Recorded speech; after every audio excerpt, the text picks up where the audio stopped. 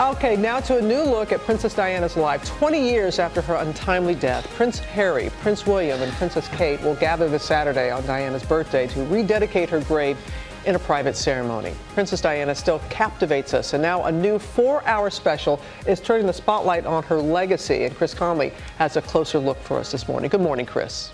Good morning, Rob. And alongside fresh thoughts from many who knew or observed her closely, the story of Diana will be the only program in the U.S. to feature an interview with Diana's brother, Charles Spencer. He has strong opinions on his sister's life and her legacy.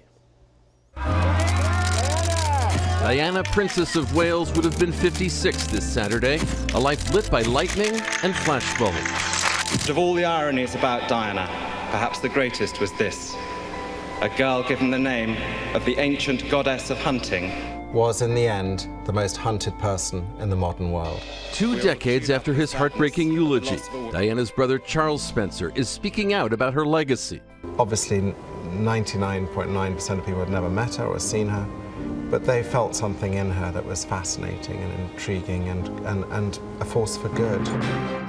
Even before her fairy tale marriage to Prince Charles, Diana was a wide-eyed English rose who would beguile the world.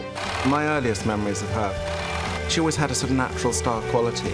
She was a human being with all the vulnerabilities of a human being.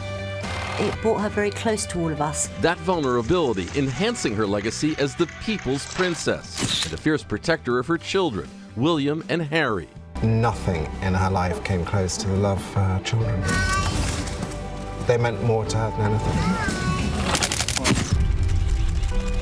I remember she was furious when she'd just taken Harry to school. He was very small, 4 or 5.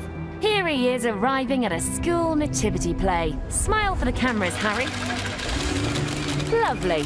It was the sheer dishonesty of it, that they were trying to say he was this impossibly rude little kid, whereas they'd actually provoked it on purpose. Diana felt furious about that. Harry now carrying on her work, speaking frankly about his grief at her death, and joining with his older brother to raise awareness of mental health issues.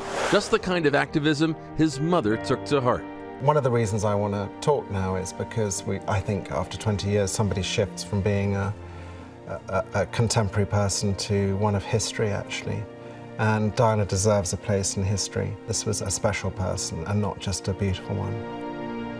You know, the remarkable candor of William and Harry in recent months and their advocacy certainly seems like the kind of thing which would have made their mother exceptionally proud. It's the thing that Diana really brought to the royal family. It was that capacity for self-revelation and then the ability to leverage the interest that people had in her on behalf of causes and charities that were close to her heart.